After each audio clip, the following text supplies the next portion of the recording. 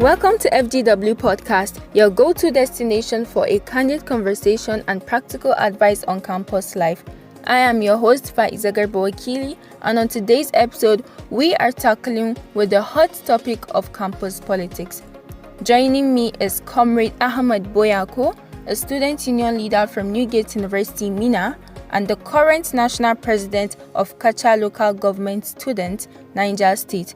From electioneering to advocacy, we will explore the ups and downs of campus politics. So buckle up and let's get started. So for those who may not know, can you explain to us what student union is and its purpose? A student union is an organization formed to represent the interests and needs of students at a particular educational institution. Alright, that's great. And how does the student union governance structure works? Can you explain to us how the structure works? The structure, we have from the office of the president, general secretary, we have assistant general secretary, we also have a vice president, we have a treasurer, we have a financial secretary, director of sport, and so. All these executives are elected officers who will discharge their duties according to their office.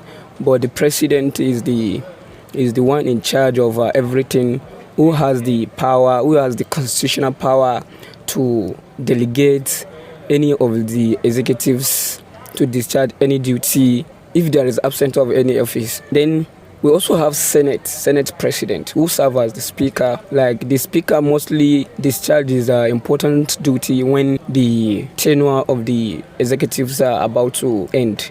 He will be the one to work on how another election will come up. We will choose who will serve as CPC chairman, that's Convention Planning Committee. After Convention and Planning Committee, he will also choose who will be the ELCON chairman. So you said something about Convention Planning Committee. What does this committee actually do? What is its purpose? The Conventional Planning Committees, we call them CPC, they will be the one to approve the list of the students that is going to vote for new upcoming executives. Like this, like an institution now. Let me use Federal University of Technology, Mina, as an example. The Convention Planning Committee, they will go to like bursary units and they will get the list of students that have paid their school fees with their ID cards. Then as they print out their names, they will also go and they will design ballot papers and the box that they are going to use for the election. So once they went to the bursary unit, they are going to get the list of those students who have paid their school fees. And once they get the list, they are going to print it out. Then the students will come to the election ground with their ID cards. So the CPC chairman will look at the list of the students and look at their ID card. Once they call your name, you come with your ID card and vote for whoever you have as an interest to vote for. So that's the only duty the CPC chairman discharged during the election. Okay, thank you for that great insight. But then, can you brief us, or can you tell us rather, on the purpose of the student union government? The purpose of student representation in the campuses is the student union serves as a platform, a forum for students to breathe out. It encompasses the representation, advocacy. Student union represents student interest to the administration, ensuring their voices are heard on issues like academic policies, welfare, and campus services. And you can see that student representatives also look at what Nigerian is also practicing, which is democracy. It provides a platform for students to participate in decision-making processes within the institution. They also support things like welfare, offer support services including mental health resources, academic help, and financial advice. And if you also look at it, what our brothers and sisters in the campus, what they also love the most is social activities. This union organize events, clubs, and societies to enhance student life and foster community. And if you look at the social activities, most students will be complaining if the new students are coming, they will be the one that will stand in front of everything that, okay, welcome student party, welcome freshers party, and so on.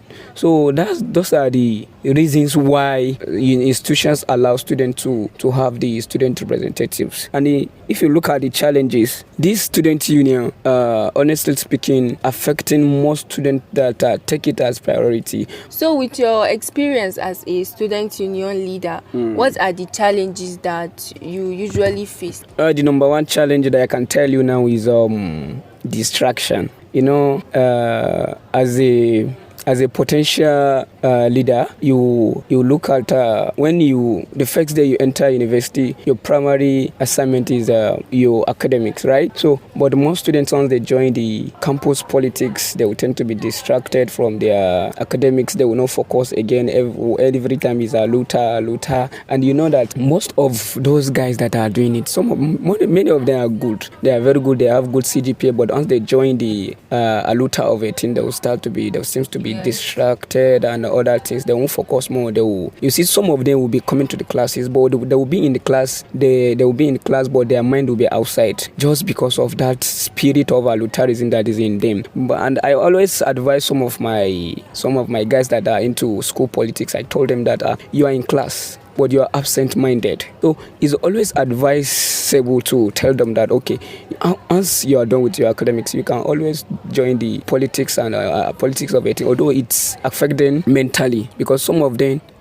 seems to be dogged, carelessly acting in the campus just because of that spirit of ALUTarism. Yeah, that is something that is actually rampant because of this ALUTa, students usually those that are participating in it, rather, some of them don't know how to balance their time between their academics, their lectures, and the election processes, because this usually happens during election time. So how do you think the students can manage their time or be able to balance these activities? One thing I understand by social sciences, although most students that are joining the campus politics are social science students, knowledge makes a man unfit to be a slave. Once you dive in a book, once you turn yourself a bookworm and you have the knowledge, one thing about social science is once you are versatile in management sciences, whenever it's time for your text or exam, you always have idea of what to put down on your paper. So it's not necessary you must read what you have been taught in class, but just have the knowledge. So my advice, if really they want to manage their time and in terms of academics and politics, it's always advisable to go to class, learn one or two things, or even if you don't want to go to class, get the content of the course. Then you go to library and help yourself. Self-taught is very important, and it's something that one can never forget once you dive yourself in that, okay, this is what I want to do, because once you have the knowledge, everybody will look for you in terms of politics. So how can students get involved and make their voice heard? By, one thing in politics is who is your mentor? By admiring somebody that is already into it, then by start participating in it. Sometimes, like me, I started from voluntary works, joined this organization, joined that, just to be a youth advocate. Then if you look at it now, by participating and your spirit and up and doing will tell maybe the person that you are always following to, okay, you did this, you really need this. So by doing that, if there's any opportunity, they might advise you that, okay, I want you to contest for this. Once you contest for it, the student union is not money-making platform, but many of students misunderstand that. And if you look at it, most of them come for the 1 or 2 naira they are going to get. Why people like me we are not after the money, we are after the experience. So people like you are called what? We are called philosopher kings. Okay. Yes, because we want to get the knowledge, the experience, and what it takes to be a good leader tomorrow. All right, thank you for sharing your voice with us. But then, what would be your final advice to students who are already participating in the student union politics and those who are willing to? My final advice should be those who are into campus politics and those who are willing to. The single advice I have is for them to be dedicated. They should never lose focus on their academics. Academics first, then politics second. Yes, you get the academics and you also get the knowledge and the experience of politics on how, because immediately as you leave the campus, you are going to join societal politics. That's how most of the comrades end. So, and you see that this knowledge you have already gained and the experience from this campus will help you in the labor market. And why the academics also, it will help you to stand firm, not to be a slave to anybody. Once they know anything, you will be like other people will hardly manipulate you, because they know that, okay, you have the knowledge and the experience. So once you combine the academics and the politics in campus together, you see that you fly very far in the field. With this, I said, ALUTa Continua, Victoria Asata.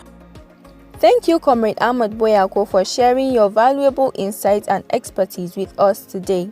To our listeners, we hope you found inspiration and actionable tips in our conversation. Remember, as Comrade Ahmad Boyako eloquently put it, knowledge makes a man unfit to be a slave. Take this powerful quote with you and make it fuel your pursuit of knowledge and empowerment. That's all for today's episode. Thank you for tuning in, and join us next time on the FGW podcast for more real talk and transformative conversation. Stay tuned, stay informed, and stay inspired. Follow us on our Instagram account at fgw.podcast and on LinkedIn as Faiza Garba Wakili for more updates.